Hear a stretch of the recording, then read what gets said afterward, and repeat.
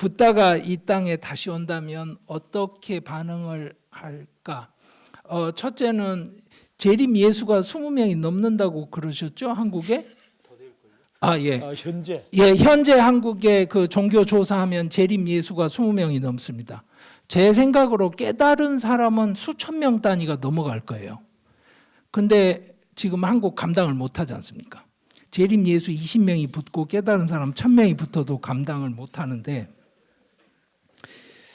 붓다가 이 땅에 와서 어떤 식으로 반응을 할까? 저는 우선은 이거는 있을 거라고 생각해요. 예전에 붓다가 살던 시대는 굉장히 간단했습니다. 그래서 내가 좋은 의도를 가지고 있으면 반드시 좋은 결과가 나옵니다. 왜? 무슨 일이 있을 때 어떤 결과가 있는지에 대한 연관관계가 복잡하지 않아요. 그런데 최근에 영국의 리즈 트러스가 지금 조세 감면 정책 들고 나왔다가 영국만 망하는 게 아니고 전 세계 핵폭탄급 지금 금융위기가 오네 만에 난리예요. 그래서 언론의 그 타이틀에 인용한 구절이 그런 겁니다. 지옥으로 가는 길은 선의로 포장되어 있다. 붓다가 아마 지금의 상황을 겪었다고 한다면 이 선의를 가지고 얼마나 조심해야 되는지에 대한 이야기를 보탰을 것 같습니다. 제가 말씀드렸죠. 붓다는 굉장히 현실적이고 합리적인 의사결정을 끊임없이 강요받아 왔어요. 왜냐하면 승단을 꾸려야 되니까. 그때마다 나름대로 의사결정해온 맥락을 보면 자기의 원칙 안에서 굉장히 플렉서블하게 그때그때 현실 상황을 잘 다루어 왔던 분입니다. 그래서 저는 그렇게 생각합니다. 그리고 제가 추가로 약간 보탤 수 있다고 한다면, 자, 그러면 선의를 가지고 다루어라는 이야기가 이 사회에 도대체 새로운 비전이 되느냐? 착하게 살아라 이런 말로 도대체 세상 해결됩니까? 여러분들 보십시오. 엉뚱한 산에 있던 바위 갖다가 군청 앞에 다 착하게 살자 이렇게 새기고 뭐 그렇지 않습니까? 그래서 이 나라가 착해졌어요? 그런 바위 갖다가 착하게 살자 이런 거 새기던 시절이 도덕성이 최악이던 시절이었습니다. 인권유린이 그냥 상식이었고요. 마음에 안 들면 때리고요. 그래서 붓다가 그런 식으로 그 선의에 기대는 일방적인 이야기를 하지는 않았을 것이고요. 실제로 붓다 자신이 선의를 가지고 나쁜 결과를 만드는 사람들에 대해서 너무나 많이 겪습니다. 그리고 출가자 그룹에서 겪으니까 최악이 뭐냐면 이거예요. 자기가 깨달았다고 착각하는 친구들. 그러니까 붓다가 됐다고 착각을 하면 그게 굉장한 일파만파 파장을 일으킵니다. 그래서 실제로 성단에서 그거를 규제하는 그 벌칙은 살인죄하고 똑같습니다. 그러니까 깨달은 게 아닌데 자기가 깨달았다고 떠드는 경우.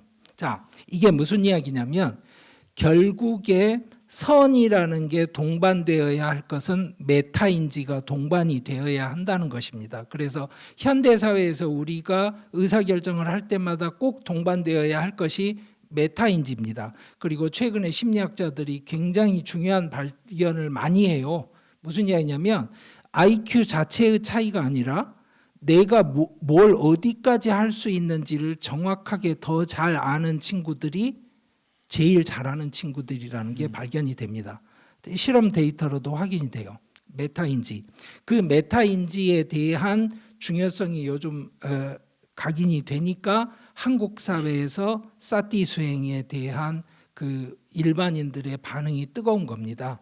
그래서 붓다가 지금 오지는 않았지만 불교 전통에서 전해진 굉장히 많은 것들이 지금 한국 사회에서 중요하게 회자가 됩니다. 조 선생님 언급하신 거예요. 불교도라고 할 필요 없이 하고 있는 불교 수행이 너무 많아요. 호흡법에 관한 것만 가지고 지금 교주 노릇하고 있는 사고치는 사람도 있고요. 하버드 의대에서 MBSR 프로그램 만들어서 세계적으로 지금 하고 있는 프로그램들이 있고요. 여러분들이 아는 요가 프로그램 안에서 배우는 굉장히 많은 테크닉도 거기에 같은 뿌리에 있는 슈라마나 전통의 같은 뿌리에 있는 것들입니다. 그래서 제가 생각하기에는 아마 붓다가 다시 이 시대에 나타나서 자기 메시지를 던진다고 한다면 똑같은 메시지에 아마도 메타인지에 대한 강조를 더 많이 할 것 같습니다. 예, 쉽게 말씀해달라 했는데 또 메타인지라는 말씀도 하셨는데 메타인지 다른 게 아니고 뭐 쉽게 말씀드리자면은 내가 뭘 알고 있는지 아는 거, 내가 뭘 모르는지 아는 거. 아마 우리가 저 생물학적으로 보더라도 인간이 가지고 있는 가장 높은 수준의 인지 아닌가.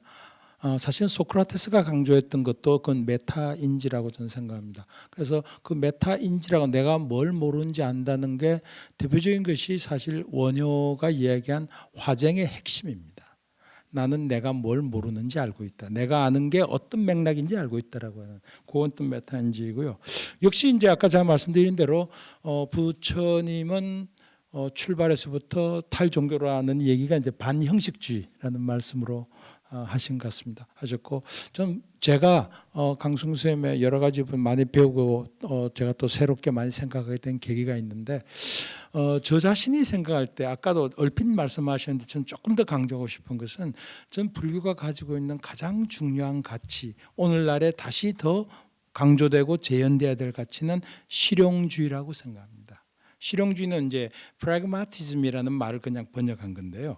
전 실용이란 말이 너무나 오용되어 있기 때문에 그 실용주의란 말보다는 조금 아쉽긴 합니다. 프라그마티즘적인 어떤 형이상학적인 선과 악이 전제되지 않는 문제의 핵심을 먼저 해결하고자 하는 그런 관점들이 제일 중요하지 않을까. 근데 이제 그 부분에 불교가 한국에 들어온 지도 이제 1700년이 넘다 보니까 그런 어떤 불교가 갖고 있는 그런 장점, 아까 그런 말씀도 하셨는데 무아라든가 불교가 너무 철학화되어 버린 이제 이런 부분들이 아쉽습니다. 그런 부분들을 조금 더 우리가 다시 들여다봐야 될 때가 아닌가라는 생각이 듭니다.